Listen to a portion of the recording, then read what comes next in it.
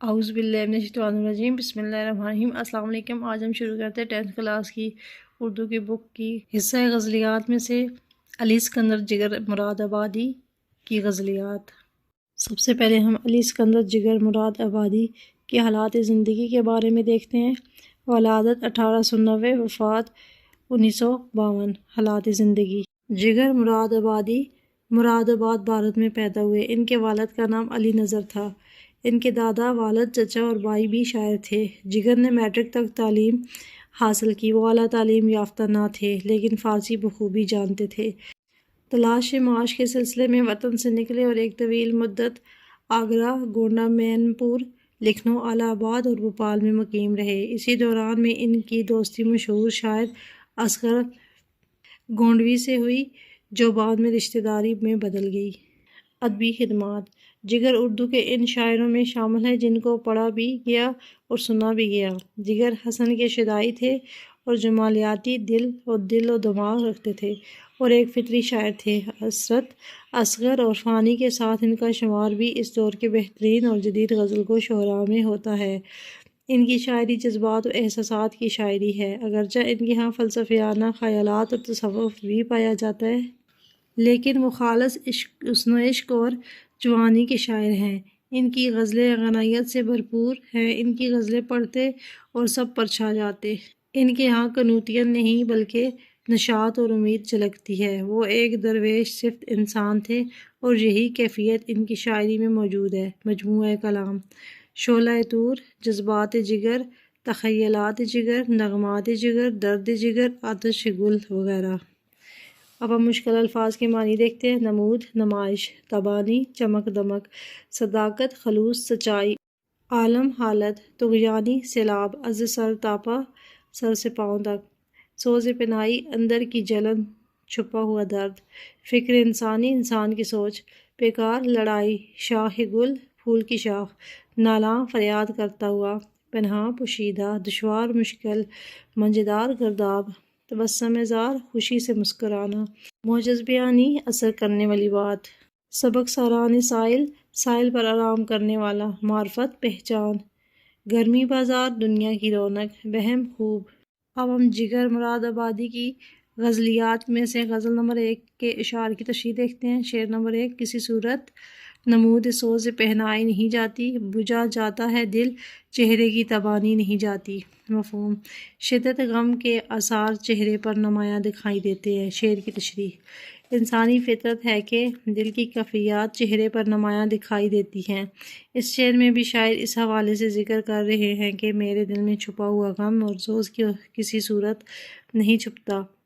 میں اپنے دل کا حال دنیا والوں سے لاکھ چھپانے کی کوشش کرتا ہوں، مگر میرا چہرہ میرے دل کا حال سنا دیتا ہے، اور میرے دل کے اندر عشق کی جو آگ جل رہی ہوتی ہے، اس آگ کی تپش میرے چہرے پر کرب کی صورت میں دکھائی دینے لگتی ہے۔ بقول شاعر: حال تم سن لو میرا، دیکھ لو صورت میری، درد وہ چیز نہیں ہے کہ دکھائے کوئی۔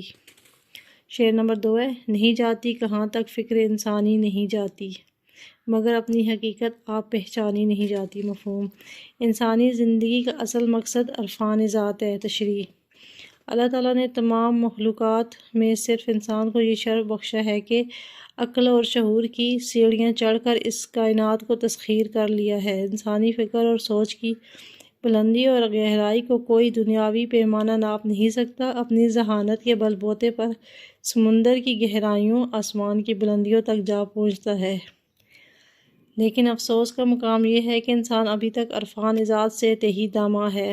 اس نے اس بات پر بھی غور نہیں کیا کہ اللہ نے کس مقصد کے تحت اسے دنیاوی زندگی بخشی ہے۔ چاند ستاروں پر کمندیں ڈالنے والا انسان اپنے باطل کی تاریکیوں کو آج تک دور نہ کر سکا۔ اسی مضمون کو اقبال نے کچھ یوں بیان کیا ہے: اپنے من میں ڈوب کر پا جا سراغ زندگی، تو اگر میرا نہیں بنتا نہ بن، تو اپنا تو بن۔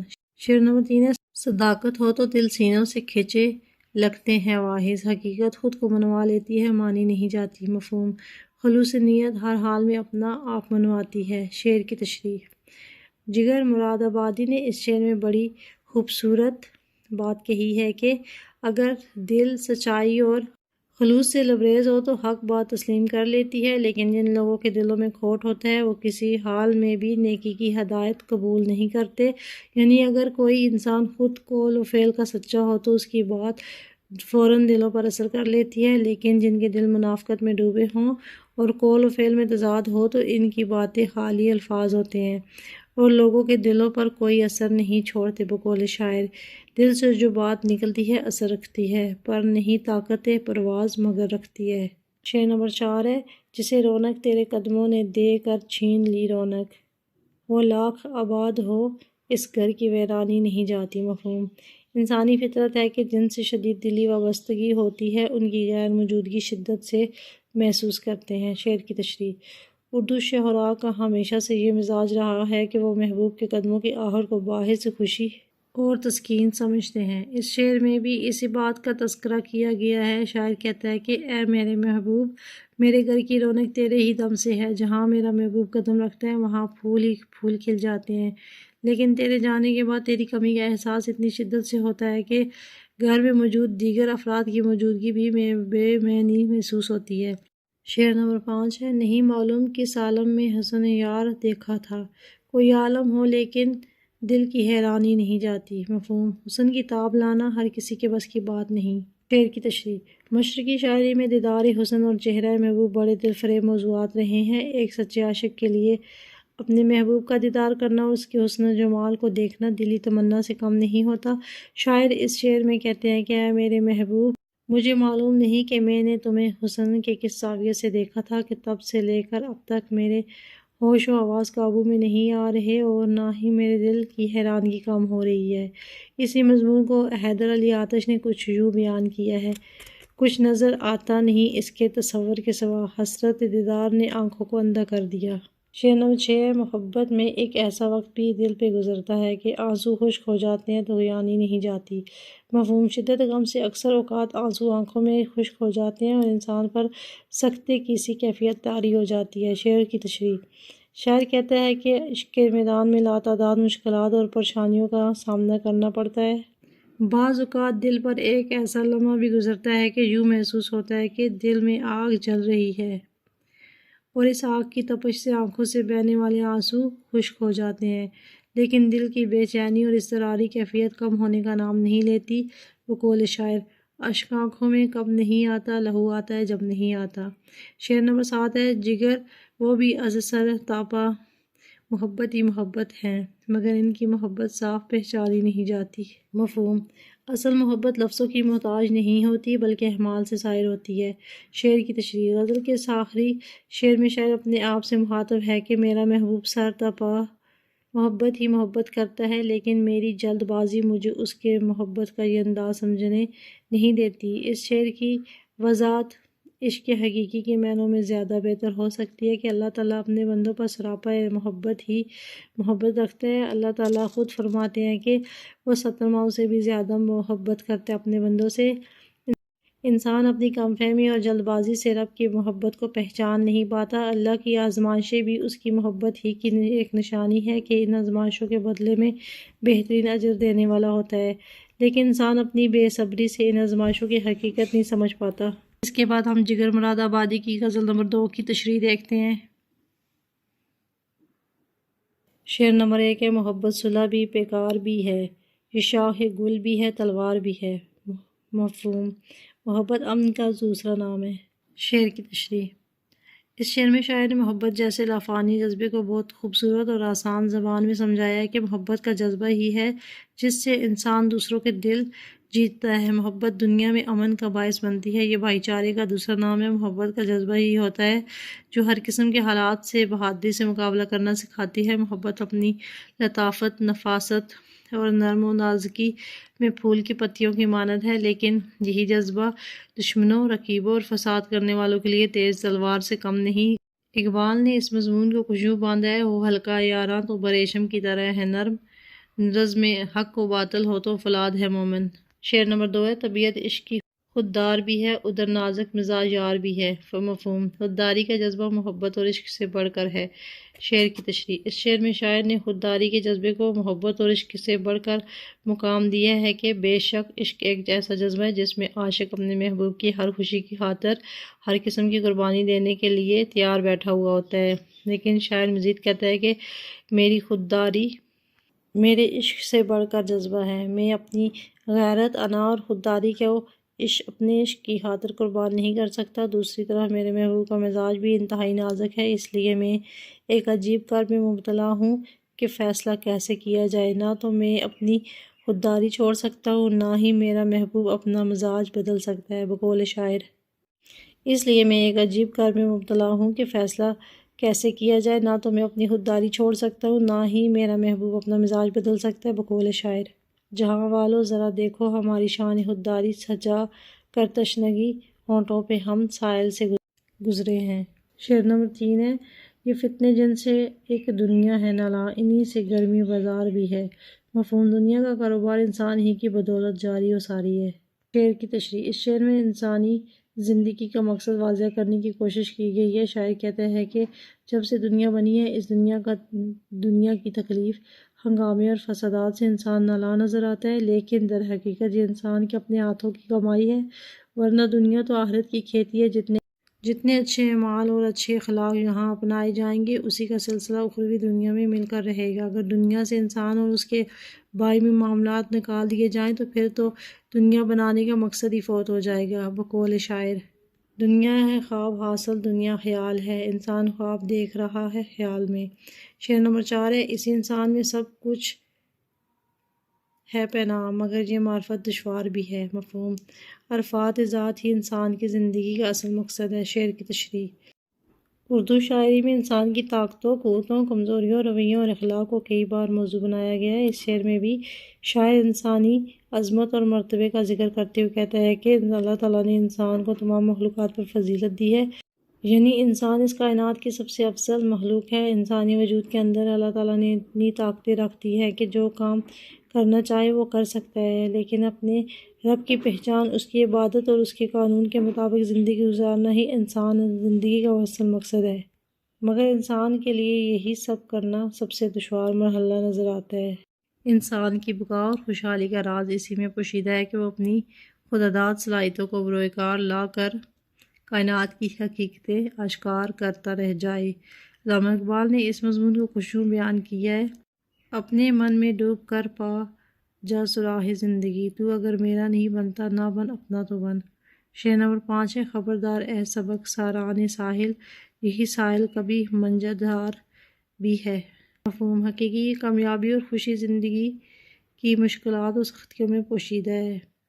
شعر کی تشریح: شاعر اس شعر میں زندگی کی مشکلات اور آزمائشوں سے نمٹنے کا بڑا زبردست سبق دے رہے ہیں کہ وہ لوگ جو اپنے آپ کو ساحل پر پرسکون اور آرام دہ خیال کرتے ہیں، وہ یہ نہیں جانتے کہ ایک بپھرا ہوا سمندر ساحل پر بھی پہنچ کر سب کو تاراج کر دیتا ہے۔ شاعر کے کہنے کا مطلب یہ ہے کہ ہر انسان کو خود کو محنت و مشقت کا عادی بنانا چاہیے۔ ضروری نہیں کہ انسان زندگی میں ہمیشہ ایک آرام دہ اور پرسکون زندگی ہی گزارے گا۔ ہر انسان کو ذہنی طور پر اپنے آپ کو آنے والی مشکلات اور تکالیف کے لیے خود کو تیار کرنا پڑے گا کہ بڑی بڑی موجیں کشتیوں کو نگل لیتی ہیں۔ ان موجوں کا مقابلہ کرنے کے لیے انسان کو اپنے زور بازو پر بھروسہ کرنا ہوگا، اور اصل کامیابی بھی اسی صورت میں ممکن ہے۔ بقول شاعر: راز حیات پوچھ لے ہجر خجستہ گام سے، زندگی ہر ایک چیز ہے کوشش ناتمام سے۔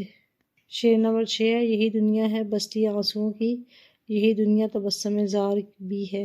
مفہوم: زندگی غم اور خوشی کے مجموعے کا نام ہے۔ شعر کی تشریح: اس شعر میں شاعر نے زندگی کا فلسفہ بیان کیا ہے کہ یہ دنیا انسان کی دو متضاد صورتیں دکھائی دیتی ہیں۔ ایک طرف دنیا والے رنج و الم میں ڈوبے ہوئے دکھائی دیں گے تو دوسری طرف رقص و سرور کی محفلوں میں مگن دکھائی دیں گے۔ دنیا میں رہنے والا شاید ہی کوئی ایسا انسان مل جائے جو اپنے حال پر صابر و شاکر پایا جائے۔ دراصل اس دنیا کا سارا نظام خوشی اور غم کے مجموعے سے چلتا ہے۔ اللہ تعالیٰ کا قانون ہے کہ کسی کو غم سے آزماتا ہے اور کسی کو خوشی سے۔ یہ انسان کا ظرف ہوتا ہے کہ وہ صابر ثابت ہوتا ہے۔ شکوہ گزار غم اور خوشی کا اصل مقصود انسان کی آزمائش ہوتی ہے۔ اسی مضمون کو ایک اور شاعر نے کچھ یوں بیان کیا ہے: یہ زندگی بھی عجب رنگ دکھا دیتی ہے، کبھی فلک تو کبھی زمین پہ گرا دیتی ہے۔ شعر نمبر 7 ہے: ان آنکھوں کی زہے معجز بیانی، بہم انکار بھی اقرار بھی ہے۔ مفہوم: آنکھیں دل کا حال بیان کرتی ہیں۔ شعر کی تشریح: غزل کے آخری شعر میں شاعر نے اپنے محبوب کی خوبصورت آنکھوں کو سراہا ہے۔ مشرقی شعراء کے ہاں ایسے مضامین بکثرت پائے جاتے ہیں جن میں محبوب کے لب و رخسار اور آنکھوں کے موضوع بحث بنایا ہوا ہے۔ جگر مراد آبادی نے اسی مضمون کو بیان کیا۔ وہ کہتے ہیں کہ میرے محبوب کی آنکھیں ایسی خوبصورت ہیں جیسے کوئی دھیمی دھیمی سروں میں محبت کے گیت سنا رہا ہو۔ بولتی ہوئی آنکھیں تشبیہتاً خوبصورتی کے لیے استعمال ہوتی ہیں۔ شاعر مزید کہتا ہے کہ میرا محبوب اپنی زبان سے انکار اور اقرار تو نہیں کرتا، لیکن اس کی آنکھوں کی چمک بتا رہی ہے کہ اس کے دل میں میرے لیے بہت خاص جذبات پائے جاتے ہیں۔ اس کی ہر ادا سے میں واقف ہوں۔ اسی مضمون کو ایک اور شاعر نے کچھ یوں بیان کیا ہے: آنکھیں جو اٹھائے تو محبت کا گماں ہو، نظروں کو جگائے تو شکایت سی لگے۔ اس کے بعد ہم جگر مراد آبادی کی غزلوں کی مشق دیکھتے ہیں۔ مشقی سوالات: خالی جگہ پر کریں۔ نمبر 1: غزل کے پہلے شعر کو مطلع کہتے ہیں۔ شاعر اپنا تخلص غزل کے شعر میں لاتا ہے۔ مقطع: نمبر 3 ہے: غزل کے ہر دوسرے مصرعے کے آخر میں آنے والے ہم وزن الفاظ کو قافیہ کہتے ہیں۔ نمبر 4 ہے: تبسم زار میں زار لاقہ ہے۔ سوال نمبر 2 ہے: حق شناسی میں شناسی لاقہ ہے۔ درج ذیل الفاظ کے آخر میں یہی لاقہ لگا کر نئے الفاظ بنائیں اور ان کے معنی لکھیں۔ خدا، فرض، سخن، خود، ادا، موقع۔ خدا شناسی، اللہ تعالیٰ کی معرفت۔ فرض شناسی، اپنا فرض پہچاننا۔ سخن شناسی، باتوں کو جاننے والا۔ خود شناسی، اپنے آپ کو پہچاننے والا۔ ادا شناسی، ناز نخرے جاننے والا۔ موقع شناسی، موقع محل کو دیکھ کر کام کرنے والا۔ سوال نمبر 3 ہے: پہلی غزل کے مطلع اور مقطع کی نشاندہی کریں۔ جواب: مطلع: کسی صورت نمود سوز پہنائی نہیں جاتی، بجھا جاتا ہے دل، چہرے کی تابانی نہیں جاتی۔ مقطع: جگر وہ بھی سر تا پا محبت ہے، مگر ان کی محبت صاف پہچانی نہیں جاتی۔ سوال نمبر 4 ہے: غزل نمبر 1 کے قافیے تحریر کریں۔ غزل نمبر 1 کے قافیے درج ذیل ہے: پہنانی، تبانی، انسانی، پہچانی، مانی، ویرانی، حیرانی، طغیانی، پہچانی۔ سوال نمبر 5 ہے: غزل نمبر 2 کی ردیف بتائیں۔ اس کا جواب ہے: غزل نمبر 2 کا ردیف بی ہے۔ سوال نمبر 6: درج ذیل کے متضاد لکھیں۔ حقیقت، آباد، نادانی، خشک، محبت۔ حقیقت: مجاز، نادانی، دانائی، محبت، نفرت، ویران، آباد، خشک، تر۔